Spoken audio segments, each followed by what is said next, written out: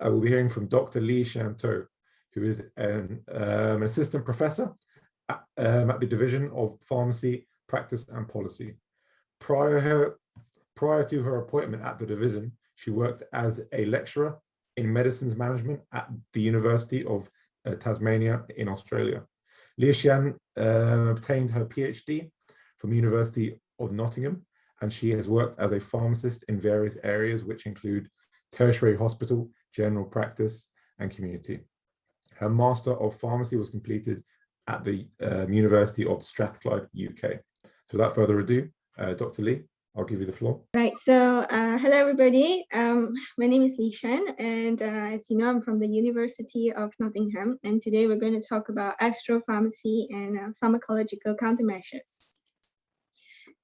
I thought a brief introduction or a less formal one would be a little bit interesting. So I'm from Malaysia and my background is a pharmacist. I started my career as a pediatrics leukemia pharmacist and then working at a general practice-based pharmacy with remote rural areas, so with Aboriginal patients in Malaysia. I then went on to do my PhD and then got a job in Australia. And just to keep things a little bit lighthearted, I thought I'd show my favorite Aussie animal, which is a wombat on the right. I like it because it's basically a giant huggable hamster.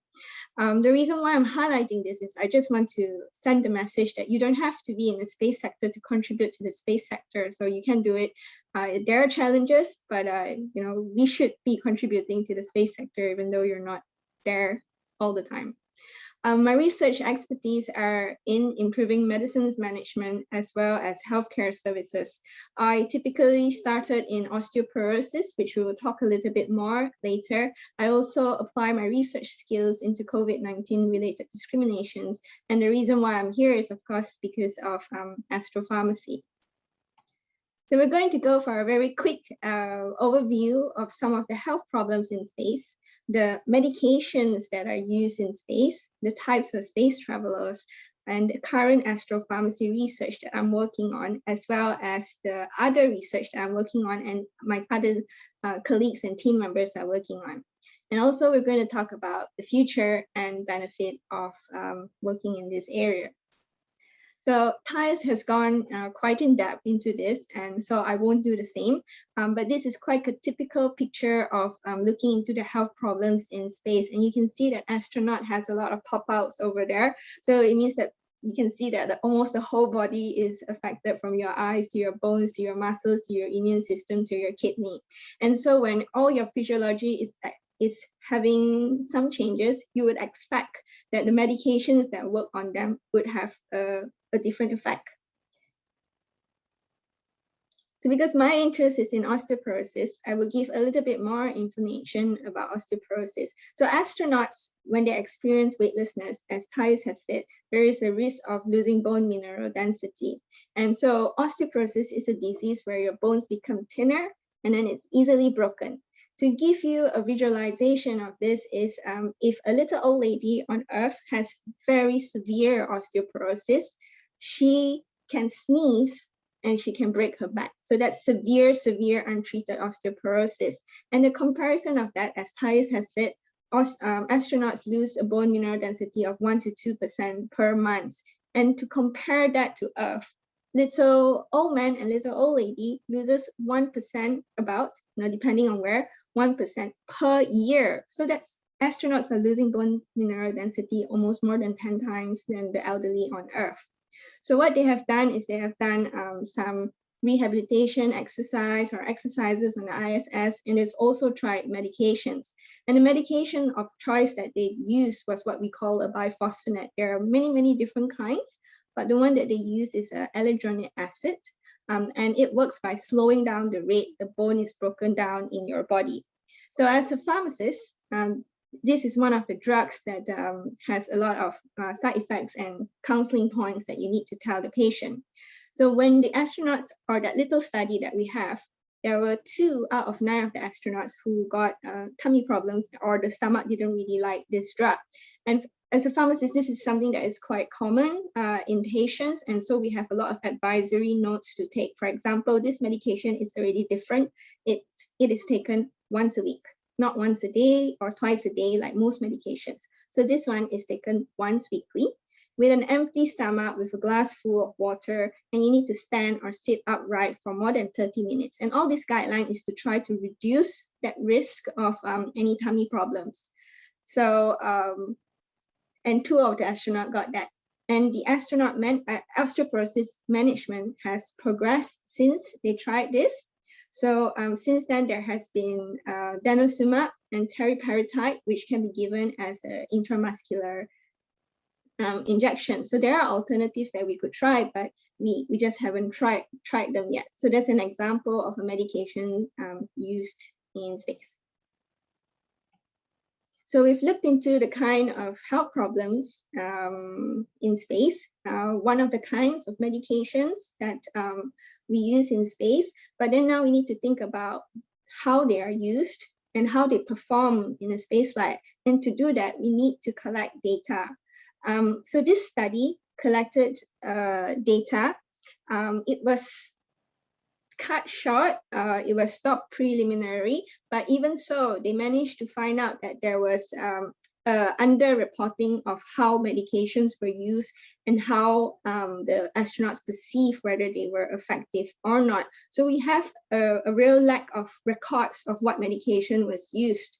Understandably, there is confidentiality and things like that, but in order to do any meaningful analysis, we do need the data. So the reasons that the authors thought might be the reason for not being comprehensively monitored was due to crew time demand. It's an onerous task. Crew are able to take medications without discussing with their flight surgeon. Over-the-counter medicines like aspirin or Panadols, they can take it without discussing with their doctor, and there's no need to record. I mean, if you take aspirin or paracetamol, you wouldn't tell your doctor anyway. So there is really poor documentation, and understandably back then, we could resupply quite easily. So they resupply every 6 months, or if it's a real emergency, the astronaut can come back down. But these are something that we cannot, the luxuries, we don't have this anymore when we're going further away, say to Mars.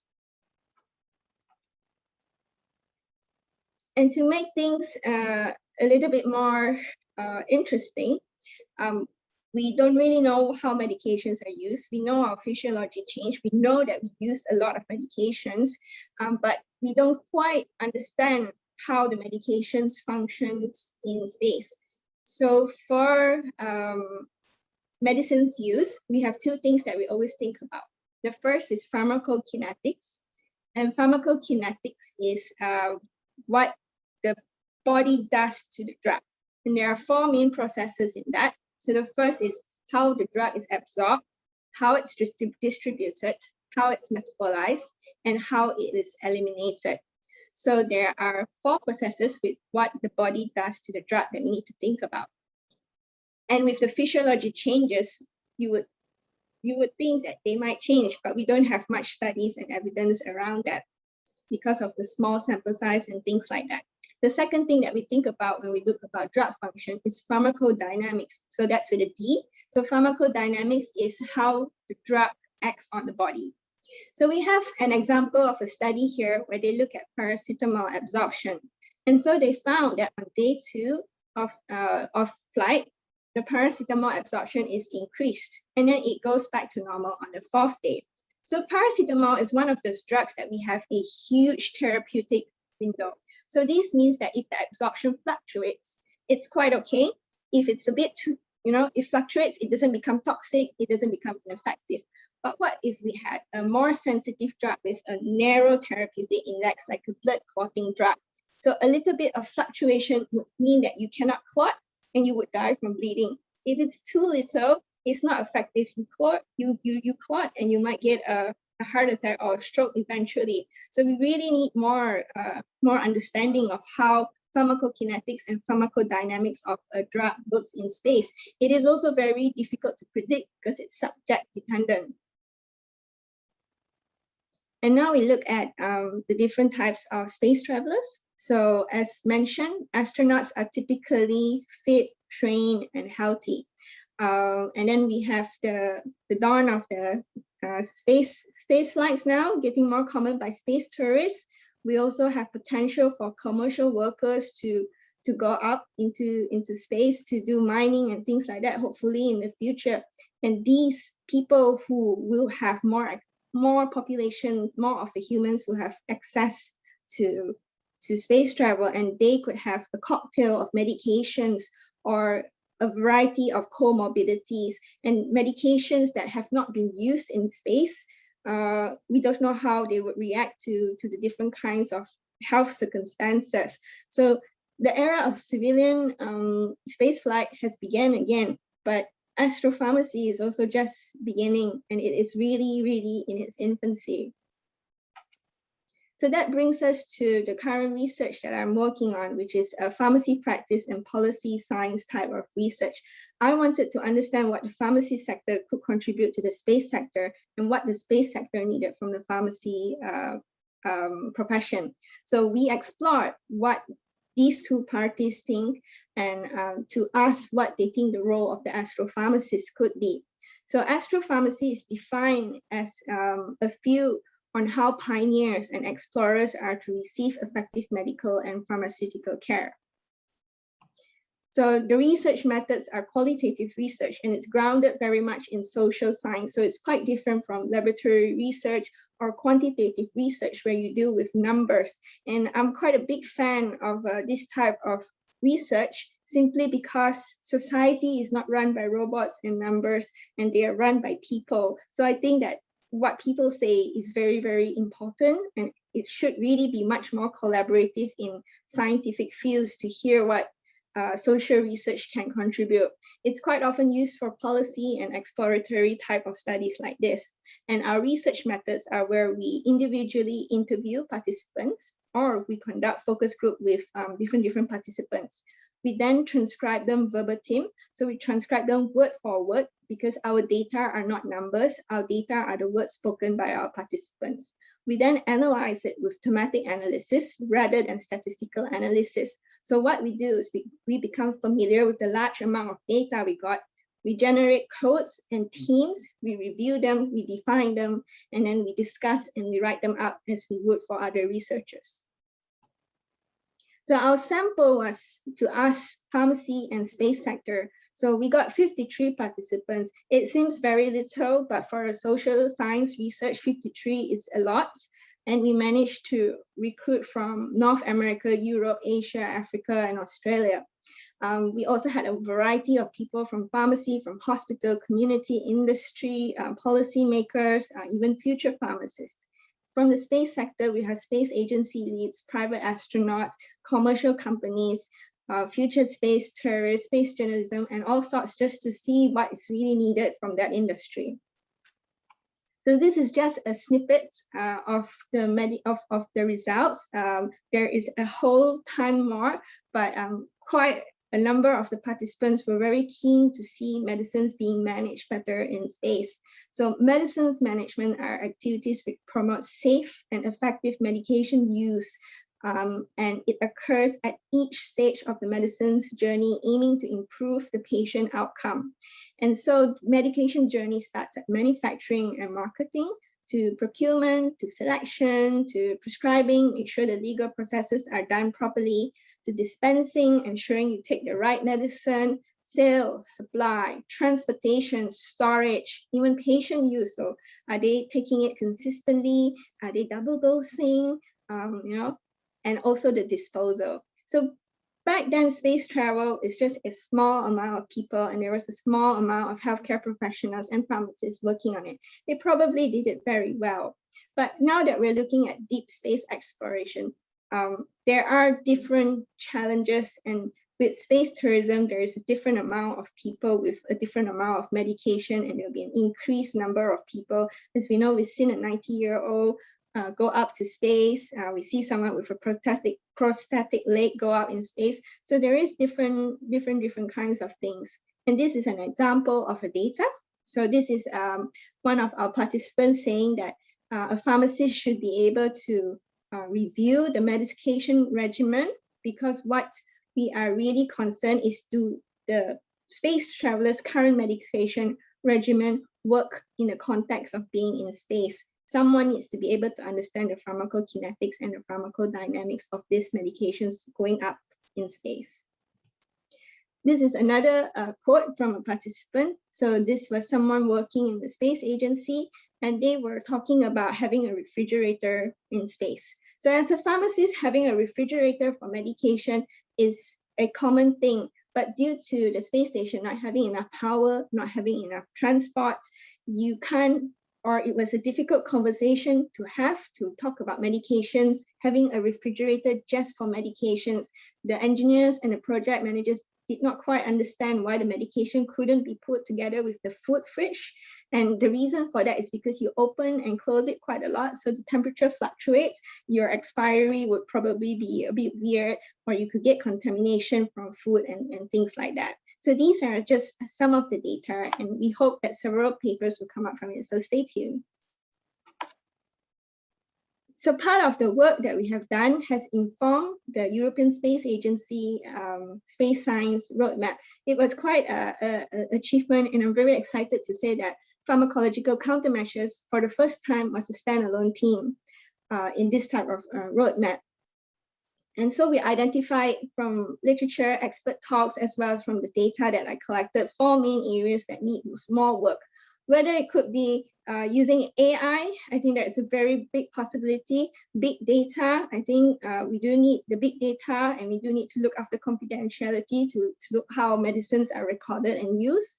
But the 4 main areas that needs to be researched is, number 1, effects of space-altered physiology. So we've looked at paracetamol, PKPD, which is pharmacokinetics and pharmacodynamics. We don't have enough information about that. We also want to mitigate medications-related problems. So how is medicines used? How is the patient behavior with the medicines on space? Do they feel, is it effective? Are there mitigating factors? We need new systems. Maybe robots can help us identify and prevent errors. We also need to think about supply, maybe manufacturing technology to manufacture medications on site, on demand. We also need to cope with emerging hazards. We don't know what Mars planetary hazards there are. We don't know much about deep space radiation. How could it affect the storage? We also need to optimize our existing medications. So for example, we looked at osteoporosis.